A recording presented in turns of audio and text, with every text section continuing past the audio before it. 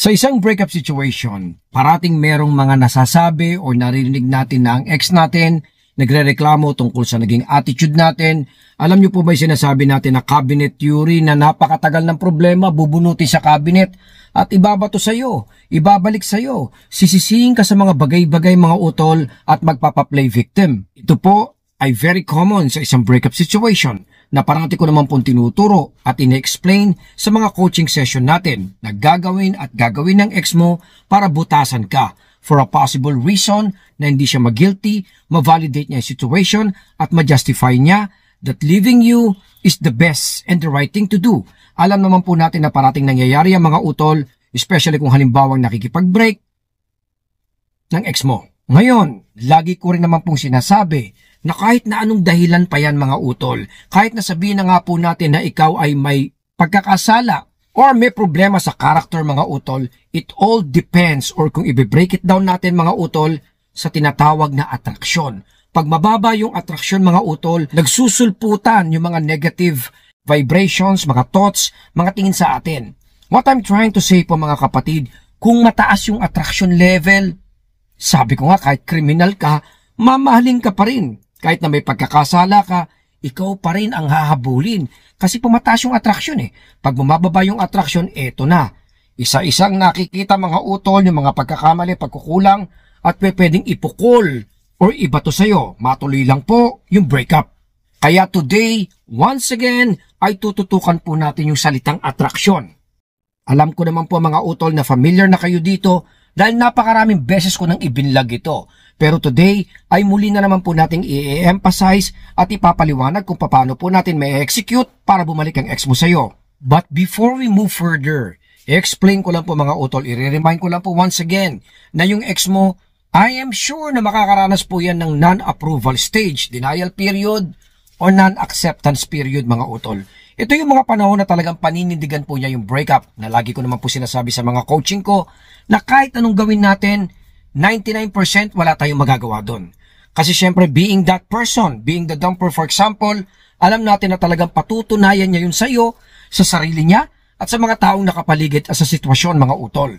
Kaya kahit anong pakiusap natin mga utol, kahit anong beg natin, kahit anong paliwanag natin sa kanya or trying to prove kung gaano tayo ka-deserve or mahal natin siya mga kapatid ay hindi po umi-epekto. Walang talab.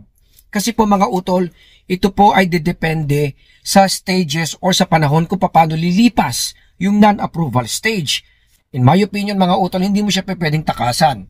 Kailangan talaga kahit papaano mga kapatid ay maranasan niya to at matapos po ito. Kaya kung magpapadala ka doon sa takot, sa sakit mga kapatid na nangyayari sa depression for example, alam natin na kayo po ay matatalo. Bakit? Ano po most especially ang gagawin natin?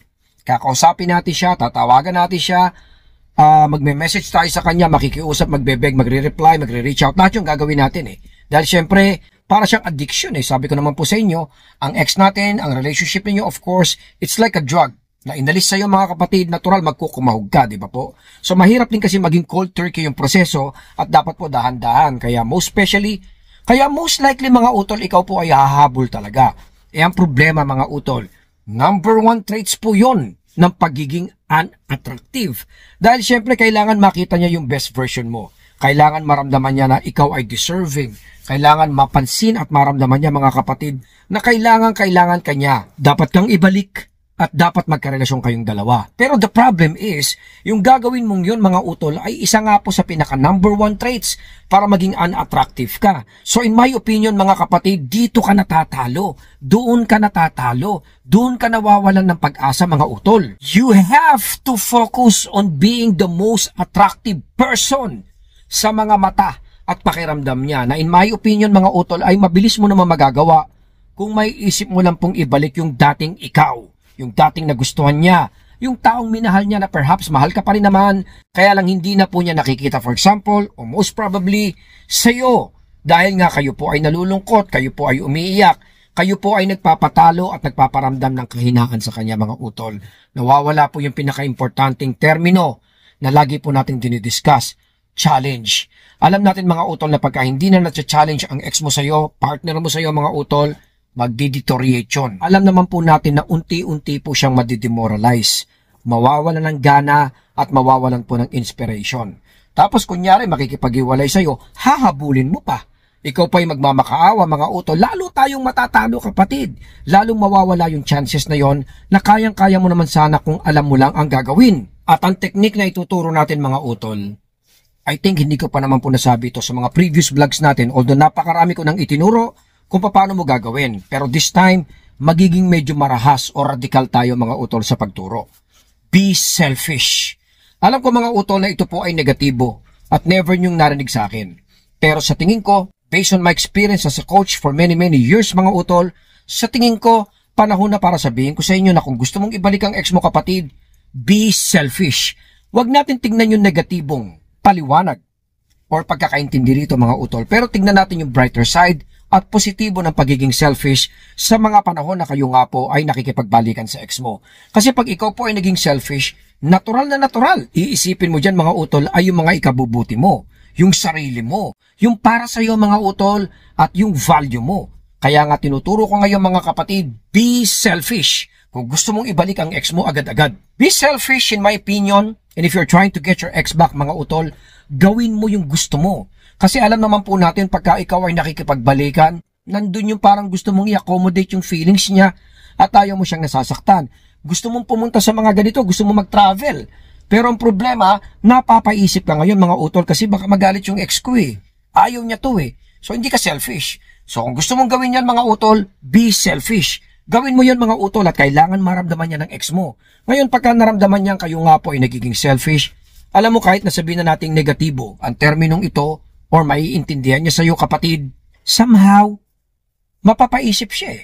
And most probably, mas lalong maapektuhan at mas mabilis na marirealize ang ex mo, ang pagkawala mo. In order for this to happen, para mangyari ito mga utol, ay alisin po natin yung nakasanayan natin. Kasi usually, matatalo tayo. Dahil nga syempre, naging sharing ka, naging accommodating ka, minahal mo yung ex mo. Alam mo, for a while na kayo po ay magpartner. So, ibig sabihin na wala yung pagiging selfish mo.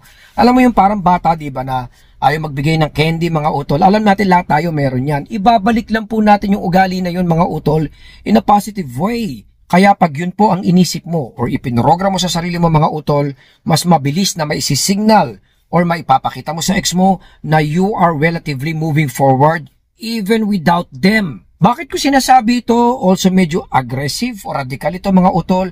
Kasi sa simula, dapat maramdaman mo muna, di ba? Maraming pwedeng ituro or pwedeng sabihin ko sa iyo na maging selfish ka. Mag-self-care ka, isipin mo muna to bago yung ex mo mga utol. Pero alam ko sa kasasabi kong yan, maaaring maging waste of time yon at hindi mo maramdaman. Unang-una, dapat pakiramdaman po muna natin. I-absorb muna natin mga utol. Dapat mo muna natin maintindihan para malaman po natin kung ano po ang ating ipoproject or gagawin. Kadalasan kasi mga utol, hindi natin pwedeng alisin ang aspeto or factor na to. Na pagka kayo po ay nasa relationship, lalo't pag medyo tumatagal na, yung isa dyan or dalawa kayo nagiging complacent na eh. Hindi mo na ginagawa yung mga the usual. Hindi ka na masyado nag-e-effort at nagiging kalmado ka mga utol. So ngayon na kayo po ay hiwalay, malamang na yung issue na yun mga utol ay nandito pa rin sa ex natin. So ang dapat mong gawin, wag mong iparamdam sa kanya yung complacent or pagiging komportable na yun mga utol.